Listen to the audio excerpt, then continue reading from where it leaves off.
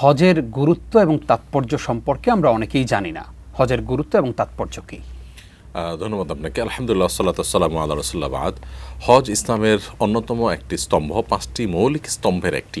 নবী করিম সাল্লাল্লাহু আলাইহি ওয়াসাল্লাম বলেছেন, ইসলাম 5টি বিষয়ের উপরে ভিত্তিশীল। এর ভিতরে সর্বশেষ প্রকার হিসাবে উল্লেখ করেছেন তিনি হজের কথা। কোনো কোনো বর্ণনায় 4র্থ প্রকার হজ এবং পঞ্চমটা সিয়াম হিসাবে, রমজানের সিয়াম হিসাবে উল্লেখ করেছেন। তো যাই হোক, ইসলামের 5টি স্তম্ভের একটি হলো হজ। হজ এমন একটি ইবাদত যেখানে মানুষের আর্থিক এবং শারীরিক উভয় ধরনের ইবাদতের সন্নিবেশ থাকে, অর্থাৎ একাধারে অর্থেরও প্রয়োজনে হজ করবার জন্য, আবার সেখানে কায়িক শ্রম বা পরিশ্রমের প্রশ্নও থাকে। তো যার কারণে এই ইবাদতটি ইসলামের 5টি স্তম্ভের মধ্যে সম্পূর্ণ স্বতন্ত্র, ভিন্নতর।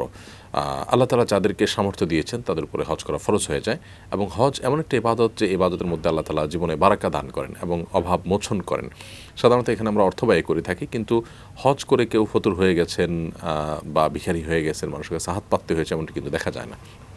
নবী সাল্লাল্লাহু আলাইহি ওয়াসাল্লাম বরং হজের মাধ্যমে আমাদের জীবনে বারাকা লাভ হবে সেটি বলেছেন। এবং তিনি আরও বলেছেন যে, মান হাজ্জা ফালাম ইয়ারফুস ওয়ালাম ইয়াফসুক রাজাআ কায়াউমি ওয়ালাদাতহু উম্মু।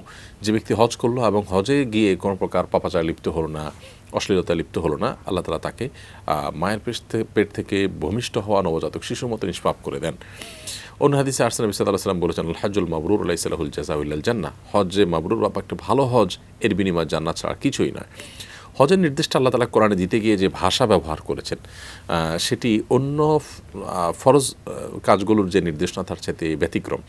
আল্লাহ তাআলা অন্যান্য ফরজ কাজগুলোর নির্দেশ দেওয়ার সময় সরাসরি নির্দেশ করেছেন, কুতিবা আলাইকুমুস সিয়াম আকিমুস সালাত, তোমাদের উপর সিয়াম ফরজ করা হয়েছে, তোমরা সালাত কায়েম করো, সরাসরি নির্দেশ। হজের ব্যাপারে আল্লাহ বলেছেন, ওয়ালিল্লাহি আলান নাসি হিজ্জুল বাইতি মান ইসতাতা ইলাইহি সাবিলা। যাদের সামর্থ্য আছে, আর্থিক সঙ্গতি আছে, শারীরিক সঙ্গতি আছে, তাদের উপর আল্লাহর পাওনা হয়ে যায়, তাদের কাছে আল্লাহর পাওনা হয়, অধিকার হয় আল্লাহর ঘরে গিয়ে হজ করে আসা। বাইতুল্লাহ গিয়ে পৃথিবীর ইতিহাসের প্রথম ঘর এবং প্রথম ইবাদতের জায়গা বাইতুল্লাহ কাবা, যেটি পুনর্নির্মাণ করেছেন আজ থেকে 4,500 বছর আগে ইব্রাহিম আলাইহিস সালাম। সমস্ত রাসূলদেরকে আল্লাহ তাআলা সেখানে পাঠিয়েছেন। সেটি পৃথিবীর মধ্যভাগ এবং এর বরাবরই আছে সেই আপনার ঊর্ধ্ব জগতে, আসমানের উপরে আপনার জান্নাতুল আপনার সিদরাতুল মুনতাহা, আরও অনেকগুলো বিষয়ের সাথে যেটা জড়িত এবং যেখানে দোয়া আল্লাহ তাআলা ফিরিয়ে দেন না, সাধারণত কবুল হয়। তো এই জায়গাটিতে যাওয়াটাকে আল্লাহ তাআলা বলেছেন যাদের সামর্থ্য আছে তাদের কর্তব্যে পরিণত হয়, অর্থাৎ নির্দেশের ধরনটাই ভিন্ন।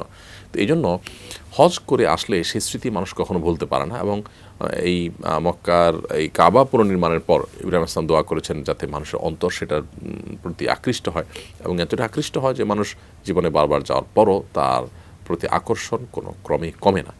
তো হজ আমাদের জীবনে একবারও অন্তত যেন নসিব হয়, আল্লাহ আমাদেরকে একবার হলেও যেন বাইতুল্লাহ যাওয়ার তৌফিক দান করেন, সেই দোয়া আমরা করছি।